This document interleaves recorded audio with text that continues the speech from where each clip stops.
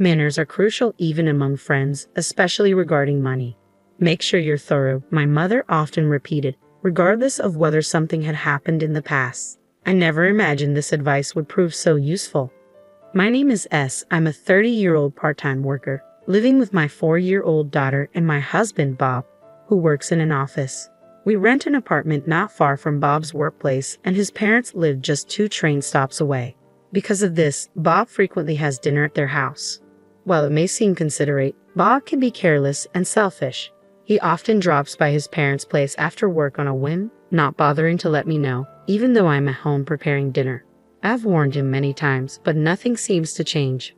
But instead of apologizing, he'd make excuses like, "Mom's making meatloaf and mashed potatoes tonight." Thankfully, my father-in-law would call and ask, "Did Bob let you know he's coming over here?" This helped prevent our dinner from going to waste. While my father-in-law is considerate, my mother-in-law can be snide. She often remarks, "Bob just prefers my cooking over his wife's." Whenever he visits, she'd call to gloat, "He just feels more at ease at home, Sally.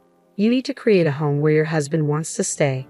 She'd assert her superiority as a woman and a mother, belittling me in the process. She'd even barge into our apartment unannounced, criticizing, "Bob can't relax with this kind of cleaning. And what's this in the fridge?" She'd nitpick my housekeeping and rummage through our fridge, never missing the chance to undermine me.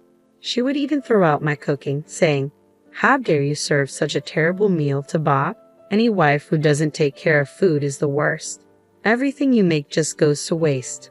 When I suggested that I could have eaten it instead of wasting it, she turned red with rage and start yelling, "You're the one wasting food."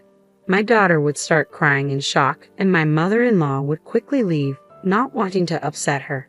She's selfish and runs away when things get tough. I told Bob about her bullying, but he just brushed it off, saying, "You're imagining things," or "She doesn't mean any harm."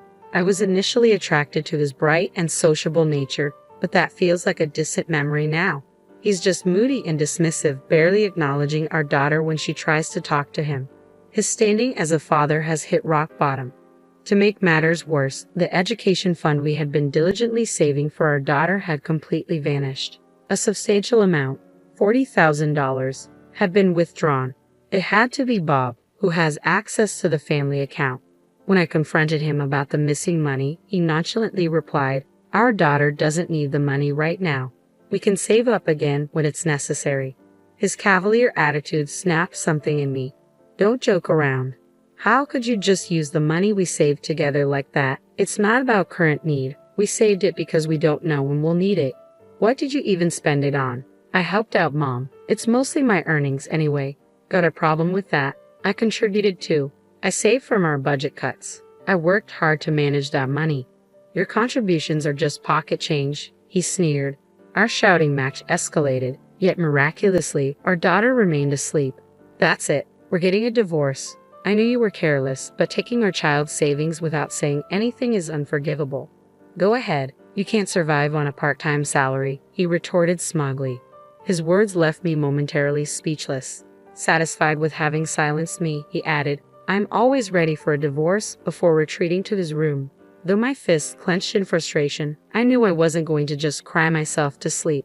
Determined, I started preparing for the divorce. I heard my wife talking on the phone with Bob this morning. My father-in-law messaged me the following Friday.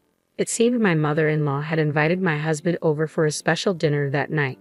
Since Bob hadn't mentioned anything, he was probably planning to go without telling me, as usual. Ever since I declared my intention to divorce and was belittled for my part-time job, Bob's attitude had shifted to one of outright disdain. He'd say things like, "I don't need to care for a dependent like you," while scattering the laundry around and neglecting to clean the room. His nitpicking, "You call this cleaning?" echoed his mother's criticism. Seeing the call from my father-in-law as the perfect opportunity, I decided it was time to put my plan into action. I timed my visit to my in-laws' house to coincide with Bob's return from work. It appeared my father-in-law hadn't arrived home yet. Bob and my mother-in-law were clearly taken aback to see me, but she quickly scoffed, "Oh, you came to mooch off the sushi dinner. How despicable. You don't deserve it," she spat venomously. It was clear they had no intention of letting me inside. Despite the wooden front door of their detached house not being very soundproof, their loud voices carried outside. As always, they were oblivious to the impact of their selfishness on those around them. I haven't received any message about dinner. All your father told me was that you were visiting your parents' house, I said. Are you being sarcastic because I didn't inform you? Do I need to report every move to a mere housemaid? Talking to my dad behind my back as a wife? That's just creepy, he retorted. He seemed absorbed in his own harsh words while my mother-in-law smirked in the background. I shot back, the creepy one is you, which wiped the smirk off her face. What did you say? She demanded. It's disgusting how you misinterpret your father's kindness. You're a lousy husband who can't communicate. Can't you see he's just trying to be considerate? Bob seemed to realize his lack of communication was part of the problem. My husband bit his lip and fell silent. Then you should have declined. You're causing trouble for Dad and being so brazen. My mother-in-law defended him, her words as hollow as ever. Please, keep barking over there. I didn't come here to argue with you. Let's get straight to the point. I want a divorce. What? Are you serious? Bob's eyes widened in genuine shock. You think you can manage on a part-time salary? And by the way, I'm not giving you our granddaughter. You can't raise her. Go apologize to Mom. I addressed the shouting pair calmly. Starting next month, I'll be working full-time. I'm currently part-time in medical administration, the same place where I worked full-time before we got married. When I mentioned my thoughts about divorce to my colleagues, they suggested that I return to full-time work. The kindergarten my daughter attends is conveniently close to my workplace, allowing me to pick her up during my breaks, and she can stay at the workplace daycare until the end of my shift. They advise, there's no way you can raise her on your own. My mother-in-law added, anticipating you'd say that, I've already arranged to live with my parents. They're taking care of my daughter today. Unlike a certain husband who just dismisses his daughter, they shower her with love and attention. What? My mother-in-law turned to Bob, who awkwardly looked away. Don't joke around. This is unacceptable. Her trembling voice revealed her agitation. A father who secretly uses the education fund is nothing but harmful, I declared firmly. At that moment, the front door opened, and my father-in-law stepped in, saying, Sorry for interrupting. Could I hear more about this? It seemed he had been listening from the entrance. You use the education fund? What do you mean, Bob? But it's not like that. Mom asked me to help with renovation costs, so I supported her. Renovation costs? My father-in-law looked just as confused and turned to my mother-in-law for a detailed explanation. Bob suggested we move in together. It would be more economical than continuing to pay rent, and if we're going to live together, renovations are necessary, right? That's where the money went. I felt overwhelmed by the new revelations. Moving in together. I haven't heard a word about that. And what about the education fund? Sally, could you explain? I detailed to my father-in-law how Bob had withdrawn the money and informed him that we were getting a divorce. Then you should just leave. Leave the granddaughter here. I'll take care of her, my mother-in-law insisted, her voice trembling. No, this was a decision made by my husband. I can't break a promise made between spouses. Ha, I don't recall agreeing to that. I thought to myself as I pulled out a file from my bag and showed it to them. This is the pledge we made regarding the education fund. Given Bob's carelessness, I documented our agreement just in case. One of my mother's lessons was always to document anything related to money. Bob's signature is here, my father-in-law observed, sounding impressed. What? Why is this here? Bob's face turned pale, realizing he'd likely signed without reading.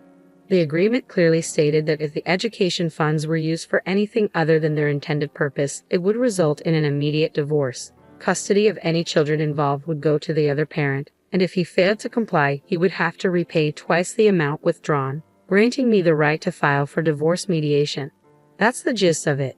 In this case, Bob would lose custody, and if he couldn't comply, he would owe me $80,000, giving me grounds to pursue divorce mediation. If you listen to your mother, this will turn into a dispute with an $80,000 payout. I've gathered ample evidence of your behavior and your mother's treatment of me, so you can imagine who would get custody in mediation. I gave a small, satisfied smile, and my husband let out a startled gasp. Well, my father-in-law said, clearly taken aback, for now, return the money Bob gave you. You haven't started the renovations yet, right? The money should still be there. Upon hearing this, my husband's face lit up with hope. He might have thought that recovering the education fund could make the divorce unlikely. But when my mother-in-law saw his expectant look, she turned pale and shook her head. "It's gone. I've already spent it," she admitted weakly, causing everyone to gasp in shock. "What?" My mother-in-law trembled and fell silent. "There was a bag I wanted and some clothes too. I'd only intended to borrow them, but I couldn't resist," she confessed. I was left speechless with disbelief, but my father-in-law reacted quickly. "This is absurd. What were you thinking?" But Bob said we could save up again for the granddaughter's education fund, so I thought it would be okay," she protested. "What? You knew it was meant for our daughter's education and still spent it? How can you even claim you won't hand over the granddaughter? Who's truly despicable here? You and Bob are nothing but harmful, an awful combination of parent and child," I said, my anger reaching its peak, my voice colder than I intended. My mother-in-law could only stare in shock. "I'm sorry, but I no longer want to be part of this family." "I agree. They're nothing but poison to our precious granddaughter." My mother-in-law broke down in tears at his words. After that, I finalized the divorce with Bob. Thanks to the evidence of mistreatment and the pledge, the child support and property division went as I had hoped. The education fund, of which a third was from my salary, along with the alimony, totaled $50,000, which I received. My ex-husband struggled to come up with the money. My mother-in-law had to sell all the designer goods and jewelry she had bought, with the remaining amount covered by my father-in-law. Isn't it a husband's job to support his wife? Bob and his mother blamed my father-in-law, but he was furious and severed all ties with both of them. My ex-husband reached out to my mother-in-law about moving in together after he botched a project at work and was demoted with a reduced salary. They could no longer afford their apartment rent and had to downsize to a small place. To raise the necessary funds, they had to cancel their life insurance policies. By combining the payoffs from each policy, they managed to scrape together the repayment amount. When he reported that the payment was complete and shared his struggles, I merely responded with an indifferent "oh" and let it go. Frustrated, he shouted over the phone, "Don't you have any words of gratitude?" "No, I don't. I have grievances of my own." "Why not add that to the bill and charge you?" I suggested, and he fell silent. I then hung up and changed my contact information. That was the last time he reached out to me. Apparently, my mother-in-law later approached my father-in-law, seeking reconciliation. He clearly refused, and from what he heard, their situation was dire.